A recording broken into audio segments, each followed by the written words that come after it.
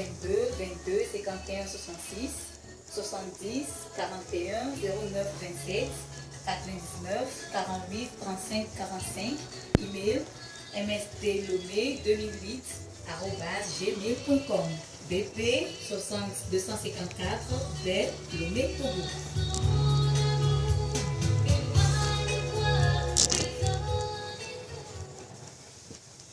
Mi dogbe na mi no vi todo la o. Radio JVA e mi lese mi aben kole ya. Ke ambe ko ben ko mi lese anye mi anovi dogbe de la o. Emmanuel le diama ben ko mi lese ndi ken ya. Yo mi ga ba bi mi aga yi do aji kuro apetoa. Ta mi aso nu katan pe gome jeje pe ji da si mi. Papa ma unu san kata to mi de ape na. Tipo plani gba wala mi do re di. E la bena wa men veve ga sumia sindia ye e ga jereti e gome primi keke e gome e ga plomi va do pe nwe to abena mi aga ido aji kuro la papa mi ga so e do ape gome je pe di igbere asi ome e mi so e jiko le ja senya so gbere asi ome unto ajra jioro ajra susu odo bena nenya vala papa gome sese nwe to a ke le nyanti ane bate npere wanti gbogbo kokwe won to va hozino e na plomi le dodo apata nu be dan ti kokwe na nye maude kato de Yesu Kristo bin come. Amen. Amen. Amen. Yesu pe Yesu to wo hu kwasila klonye nu wo katanda Trona bom da cho di voke blona be ye cho voke nye agrande je na metra mo ke mese wo ame yogbe la e yata fifia me trova wo ati choga fokanu Klo nyenu nyema fu klo nyene ma fu le ale vila pe wame be na ne ma fu ti Yesu cho hu kwasila klo nyenu wo Katana trona bom na toji poke brona beye jovon oke nye agrandede na metra mo nye ke mese o ame yogbe la e yata fifia me trova wo achicho ga folanu glo nunyene ma fu glo nunyene ma fu le ale vila pe wame be na ne ma fu ti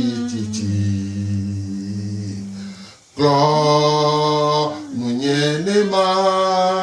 fu Glo nunyene ma fu Le ale vila pe wame be na ne ma fu ti Amen. Amen. Nyatepe Yesu pe la ten klomi to alevi able voame emi la ten kom mi la ten ja emi la ten fo emi la ten vo la no egbo ken dia mi ga yeji kudo mi ave enu sonson mi gbon be na luvo me pe abi hena enu sugbova ye egble na nu le mi anti le egbe kuro sogodo ye nyatepe a mi le po le agbeto ba gbe me mi apata nya ba gbe me ga ke mi gbon be na kuhire pepe a ebe donti le ma ugbo kuhia ebe donti a le Yesu gbo Yesu ba come mila va mila tenkpo donti wan nti andia mile ja ponu pokuro soso kenti Yesu anye kpode muna soso kea soke kaka ya tichu ganti egbea mia cha mile ja pasedo mile ja je yume bena mia ocha mila tenkpo dede adabo adata Yesu bin come ke inyari gbo Emmanuel Enyo to yino lao mawira mi gbogbo re yin so alo blara gbeva ya mi pompo kuro amesike atekpele mianti ni mi atole bebe sese o kwa dikudu o me yin Yesu Kristo Nazareth to eku o do funya e ko hun ali e wonu kere na mi entita la tisogadia e gbonyade la tisogadi bena fofo swekeo la bo nya misko le wo Yesu la tisogadi le seveve ko hu ani o tonja kukune o nwa hadafune wo no sugbone va ebe fofo swekeo eye wo Kristo to sike hogbegbo ba ji eye ogbe masokewa enya le nya wa kurenti bena ehia bena ahodoyoyo mememeto la be abile luvo me ba ma one venu igbe mi la pompo kudo sosoke me de kuku sekem enya sese yin amisibo sene poe ba mi je ma don njine to jino la o bena sosoke a safi gare yin yona do ame voiva ve me be mi pe de shidobe Kristo to gbogboro la nigba di la veve sese si agere wa ba gbe me kaka ale gbegbe na futo abosan kle pa gbasivio o le do funya no veve sese adukri dudu aya dudu nkentio o gbe o masoke o e ko gbe masoke wa o nto o mura gbanle sani so dasina bosan bele ne va tunisi aglane ne va do veve sese ye amesa kene gbebe na imasoke o la veve sese heli gena jene pa gbe me fifike veve sese heli gena pa gbo me la abosan ma do bubuli nti wa po gbereke gbo abosan kule ba gbasivi wa o ma do bubuli nti o gbe aba do bubuli so o la zan o la do funya no po o futon alo amekeke mi kui mi le funya no la abosan la gaze o abosan to no be po zuin to nya ho ene biji do pone wo le keku ton abosan le zan abo o no gbe po be ma soke kwa o ti abosan ma sime e la bo won to nra agbanle na abosan be na ye sogbe be na ba fuese so ne ye sogbe be na ba do funya ne ye sogbe be ya dwa ya papri a o menyo e ya menyo abosan do na bubule ne mama me ancho entita Yehowa nto do ele papri be na amesia me kene le nuansia me are ne dimore tole abosan be apoplote a travailler gbo e la be sosokera ça fait gan qu'est-ce que nous seleme la ye nyana veve se sekle fulele ple abiao yokuna mia yeja mia kpobe na no gbobe na sosokea amesubom sene gomo sosokea amesubom sene gomo sene kwe ela be mo won ti dona o on pompo gere kurinti na o ni mi kpo bibla me Matteo pa gban le tawe ni pipi blave vo Adrien le gbogbo na eye apetola kpo dola la pe mblani eye ode asi le enu hecho fela ke eye apetola kpo dola ma pe mblani eye ode asi le enu hecho fela ke amen sosoke be gome ya akpo mblani asoke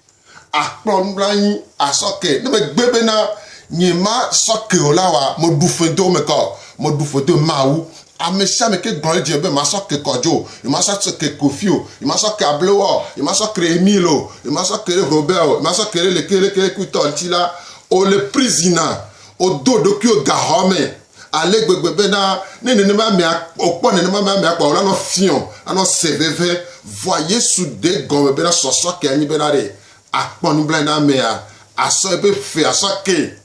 aso epe fe a feske dua sosoke masoke be fe are na soke eye lolon sike pona nublan popo dola la gere wo cha opa agbebe so ye dia amese me kene gbebe na masoke wa ye pas gbe ala eti some amese kene gbebe ma so kewa ye pas gbe a eti some e some si ala ele blabla te amia le blabla te kuro some nti eye comme ele blabla te kuro some nti la mate so ke gbe o mate so ke gbe o eye veve se kene gere pas gbe me some va yila plene dona kaka gena jina e pe cadeau do me me cadeau do me kuda mo eye so ye di la amoro kuro abianti la o ti asi pe amesiko donya o kwa mesike de to veve se ne la o kwa mi akeko le blablate amesike gbe ma so ke o eye o ke chale woni ma nu am me veke ta mi le nko mi le blablate mi le prisoner alo gahome mi do mi akeke ro gahome eye so ye di la amesia mesike ne le ne ma nu me la e nous voit ma didi le gbo nous voit ma didi le gbo eye nous voit sike ne jogbo angbe eye mi biji do mi anono o e mi tefri mi anono jira mi ame veke mi sunko mi sunu vo ola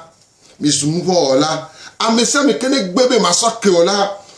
gbogbon vo na nka no gbogbon vo do na funya ne gbogbon vo do na funya ne ale gbegbe na dole le vive vovo va kon ale ne mama mi ba gbedi abila domaine nka tema abila va domaine no eye nkubila bien no chapeau hono ne e ta ke no do fa e jila lolo no gan loto eye no ikondia o ja sanga gbogbo de won alo mi ona ndebe na nga klibo nu hame e dole ami on ba te duna nuero no danu to chane le fifi te ma te du avo nte duna e de sofia bena veve se gere me gbe ma soke amere la ngbajo amene ne ko lele dime o kwa mi akeke mi le nko mi le gahome se serento vous voulez que me leo abo sankle pa gbasivi o la do funya o la pe no o la do se so ne eye wa me tia gale ma me sikolo gbe mja so ke wa e do le mpona la me o dinaku on te dunanu pa oje eku moji wa aloje dovon dobara po moji so ye di la amesia me kere gbebe ma so ke o la o ti asi o ti abosan ma si me ma dijoa la te coutie me fa no coutie me kwa yabo o izo ma vo me wa amesia kere gbebe ma so ke yo coutie me kwa zo ma vo moji o je mo o ma po haya le e chepe ya enkati male go no ko jogbe ya ba po haya le chepe o ti asi so ye di la ni pe de sido bena nkanya wo eye mo pe sosoke alo sosoke asumiasio enu gbanto e di bena nya ho ma o sosoke adi se ma on to gbon la ti so ga di bena e won ko fofo sweke o nya cha kengbe ma soke no bi la ndura ho ma o pe sosoke adi se est-ce que ma ou sweke ma amesu bomba vona be ma musiko e dosi leke bidje do no si la e mkane di bena ma o so e pe nou von keyo ma o so nou von so ke ho edi se bena ma o so ke e no ho nou von adi nou von geje apa gbo me yo gbe ma so ke o la e gbe la me to no bena de ma o so ke ho edi se pe ma o so ke e ne nya be ma o so ke la ma o pe so ke la van ko la va pa gbe o me tutu gba ni bena ho ma o pe so ke adi se e veli ani be shiko ho edi se ko la ma o pe so ke la va pa gbe o me e ka va pa gbe o me ko la da te so ke no view aso ke dilao so ke e ko ko la o te so ke amoro ntenti o so ke agera pe louvo o me e lo louvo a hodo yoyo e ho katutu do va louvo o me ko la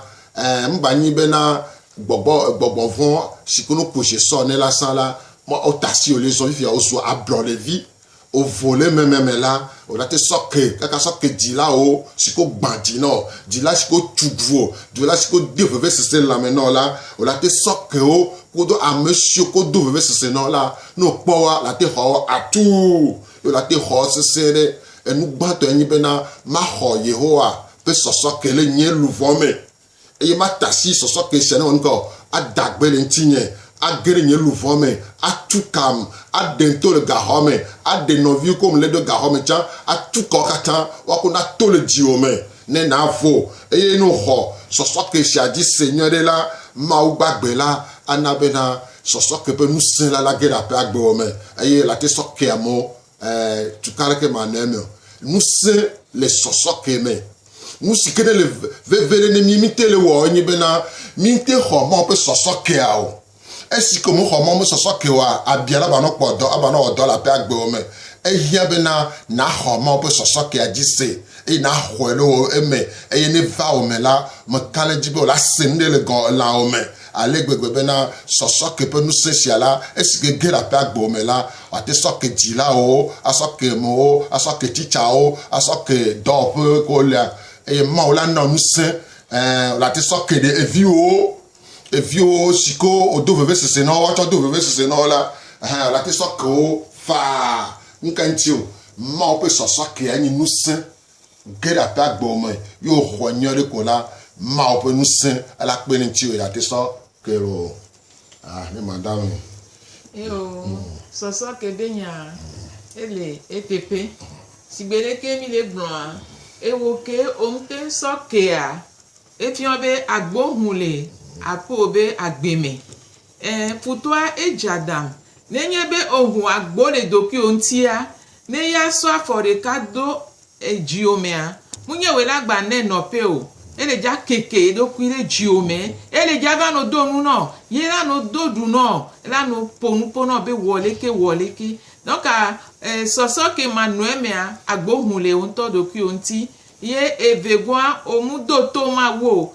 mawu tsa gblɔ bena to madoa to hehe le ŋuti ke ohu agbo na futɔa ye va ge ɖe dziwo me ge ɖe luvɔwo mea ogbe tododo mawu tsã wa efiɔ be etsã wola xɔ to dɔdɔ le etsã gbɔ donc enu nyuie ɖe be nyi bena agbetɔ la wɔ siasia ela sɔ ke nɔvia no sɔ ke ɖokui wa o la te sɔ ke nɔvi o no xɔ mawu be sɔsɔ kea o la sɔ ke ɖokui egɔn bena ŋusẽ bu ege ɖe me o ŋgba nye ŋusẽ ke le do du nɔ le do ele gble nu le ŋuti wa no gbe xɔ mawu be sɔsɔ ke kpoa ŋusẽ wa hodzo kple ke ye fifia ŋgba nye futɔa la no do adam na o mawu ele dza do adam na mawu ele dza nɔ ŋusẽ ele dza nɔ ŋuti fafa ke kpena ɖe ame ŋuti ye o la no dzi ŋuti fafa wa ye o le dzi ŋuti fafa kpoa o la dza gba be yasɔ no ke donc ele veve ɖe bena miaxɔ mawu be sɔsɔ ke nu vɔ ɖe kpekpe mu le ke ekpe alo lolo ye o va mawu gbɔ ye ma sɔ ke o no gbe va le keke belia ebia de kpekpe de tsã no gbe ve gbɔ ye o hu eme nea wɛsɛ be sɔ ke o ye ne xɔse wa le me wa xɔse wa la kpe ɖe ŋuti o ŋutɔ tsɔ o la sɔ ke ɖokui o ye wo ŋutɔ luvɔ me la vo ye la na bena o la te sɔ ke nɔvi nyɔnu asɔ ke nɔvi ŋusu asɔ ke to asɔ ke nɔ asɔ ke ehurɔwo asɔ ke ame sia ame ye o la kpɔ bena wɔametia kpata o la vo ŋutifafa la kpɔ teƒe le me o ŋutifafa la yɔ gbago mawu be dzidzɔ la yɔ gbago eye funu ye o yɔ o tsɔ la to vo wa funu o le di kristo ye wa voa nenye bena o gba tsi masɔ ke amea o le di abusam o le yi gbedome voa no o fla fli wa va ge ɖe mawu be sɔsɔ ke mea o trɔ le di tɔ o le di kristo o le di dela o le di aƒetɔ o ye agbewa ela like agbewa ela trɔ zu dzidzɔ sɔŋ ye o tsã o la dzi ɖe dzi le go sia go me egɔn bena tododo ya mawu yra ne kokoko donc amewo kan leke enua le ɖo mu kan leke enua ekpɛ ɖo amewo gblɔna be musɔ ke vɔa o sɔ ke vɔa nukɔ nde be nyamsɔ gblɔna kudo evi beble bena nye mu dzina vɔa no gblɔ nya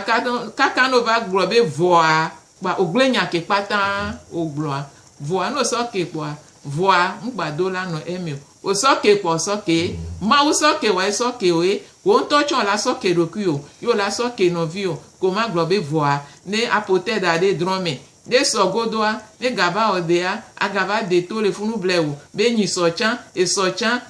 janvier tsã juin tsã awo mu sɔsɔ ke wɔn sɔsɔ ke nye bena enya no sɔ ke vɔ kpoa odola jagbagba bena atati jiona mau to le ya pere nti okogwe do to epo a sibele ke ngblon mau be gbogbo nto eja ba no me o eye le ja no muse ke o la nglo be nya won ko la po no bi won o la po to won o la gba lo ewu egan be mau be lonlon e le odo le funu ngbanye nenye be no eleke alo voa be lonlon yo lonlon bribo lonlon triako ye le ja no odo le me o oka o chan la vo no vi o chan la vo e gon be na ya ira mi ni na mi anono e mi sugbo a nene nu mi chan to na le mi ame sugbo e won nene unti papa chan su na gbo e won wa sata na mu jini o wa mi la de kuku na mi anono mi anovio be na mi la do to ma wiye mi ma do to futo a o mi la do to gbogbo kokwe mi ma do to gbogbo von mi la do to mi atoy mi ado to epo a ebe yayira ela gbangode mi aji ebe muse la demegbe na mi be na mi awonwe mi adezon mi la pove ela wonwe na mi ku Kristo po mi apata yo la pove na Kristo towe ya ta ma une be mi anu amen enyo mi le yeji donc a nya so wonu le kia enyi be na ma ho Yehowa pe soso ke adise atasi di be ne gerenye agbeme ma lon do kunye ma soke de kunye eye ma mu gombe lon sia sikene le soso ke pe musia me la ela gere agbenye me la ela na be yin to ma ho ka tutu gban ma ho do yo gban e ma ho do gban egbe o le dogbe la moro ta be lo ka tutu be gbe do la wa mo le yo la be ami agbe ma soke o comme ami agbe ma soke wa ele brablate ko e hia be na ami adu la soke into do ki gban ka ke me soko de ki to so ki so gban pa le ke gbogbo o jina mo ri to na serika ke gbe ya mesia la mo pe lono sia si ke mo pe sosoke la e do e tan la fisia la ke ni ya jira pe nu na mero mi po do de si do be na Yesu to gban le Matteo pa gban le tamatin puis we ve ple we ne ma glo nyangle nyato ni akle Matteo pa gban le tamatin puis we ve ple we ne la ma obe mi asa kenya no ne ola vo ameno na fafare o mfana o sese be na soke le ke no ba sese no to chala ne Yesu la ti so gadi be fofo so ke ware ni ku ware o kami la ti so gadi a ni ku ware mi le o bla ni po so ka clap no a o Yesu ke la ti so gadi e ja to fun il faut devoir e soke mi aware entita me le do nu so we ke le do to mia me le do nu so gbe abena leke eto nu akudo cha leke no nu akudo cha le do pe jila o nu akudo lo aloko cho we akudo jila o e jila cha le seveve kutola Yesu be ma to no bena homo pe soso ke adi se wa ma e kale di no bena to gbogbo ko pe nu se me la o la hodo yoyo la hokatutu e amen veve la swasi o bena nous si que Petro pas dans les bancs toi et ta me ton pour marcher que dans la bena la zuya ira tonne amola ni bandi amen amen no jagbagba no so ke o wo yin na wo nto do ki otutu gban ye odo to mawu ye oyin ya ira na novi o oyin ya ira na ameko pata e pohla o ye wo nto cha ozu ya ira le Yesu Kristo bien coming yon donc yon ka to jino la o ma o le do mi musin ma o le ve mi anu donc soso ke ele vevere na ma wo mo kata ya ira le me sugbon ya ira le me sugbon e yo no ti so ke la gele la me sese me wa no la me sese no gbe ma so ke wa le ka kwa na kondi simple kere la be dans le ami le français gbe maladie psychosomatique e go be sese la un peu dans le ni masoke la o nto ja ni dono ani dono gbagbalo ani dono fata voi ma o le dibenale soke amea leke nuas wo do le chan yo seveve yo bon po di pa ngba be na i masoke wa ma o ya soke o cha soke no bi o enyo wa la ba di amere le bible ame o so soke vo ave Jehon la di gbe masoke wa o le hon lo cha ple so ple vi o ko o dan gbere fish ko la da o le do funya na o elle avait les menons amela no gbe mja soke no fu ko zoma vo me direct soma vɔ me tɔtɔtɔ teŋu eye wo dzaba nɔ soma vɔ me gɔme wo la da zɔ ale dzi o nyuie ɖe wòasɔ kene mi na nakpɔ dziƒo mɔ alo. Amen. Ma wuje wana mi o ma veme o. Mi se nous mi a wele di. Donc nous allons parler, nous allons vous rappeler le cours biblique par correspondance dont nous vous encourageons à le faire, à faire cette expérience avec Dieu. C'est une nouvelle expérience, c'est une très bonne expérience qui vous aide à grandir, à être plus proche de Dieu, à découvrir davantage Dieu, à comprendre le cœur de Dieu pour vous. Donc nous vous encourageons et nos lieux de dépôt, nous avons notre dépôt à Auto-École Petit Jésus, en face de Tocoin Séminaire, Auto-École Petit Jésus, en face de Tocoin Séminaire. Pharmacie El Shaddai, en face de l'Estao et Berkeley-Kamé. En face de l'Estao Berkeley-Kamé. Pharmacie Adonai, non loin de Philopac, à Gouin-Nivé. Pharmacie Adonai, non loin de Philopac, à Gouin-Nivé. Nous avons aussi notre dépôt au centre communautaire de Baie. Et pour ceux qui veulent faire par poste... Donc, vous écrivez Média Service Diffusion, cours biblique par correspondance, BP 60 254, Lomé, Togo. Média Service Diffusion, cours biblique par correspondance, BP 60 254, Lomé, Togo. Si vous voulez faire par Internet, www.msd-online.ch www.msd-online.ch. Et si vous voulez nous contacter, nous sommes au numéro 70 41 09 27, 70 41 09 27, 99 48 35 45, 99 48 35 45. Ces deux numéros sont sur WhatsApp. Merci. Notre papa nous sommes katatomi à Peno. Et la bena et promis les yame. Et papa minyabe oyom tona te edo ta enyato mi bio bena wonto ademe bena nya. Bena akpede luvonti, bena luvona doto. Susu na doto. Bena wate ho enyaya. Ye wade soso ke ba fo. Bena wanye todo lao ne ho ya ira sogbo. Wanye todo lao waso do do me. Ne wanto wakpo jijo, wanto wanyi waponti fonti papa. Wanto wanyi ya ira na wanto adoko wa pe oku apo subo pe okpata. Bena papa onti kokwe na didi bena wase na ne gome. Wanyi jiwora. Papa mi do re di bobobo mi ga so do pe adasi ome apo gbogbo kokwe pe un se ne subo le fi be do ani ba no yiji e do la patan le asi ome gono to patan mi so da si ome gbogbo kokwe wo nwe na o le Yesu Kristo ben come. Amen.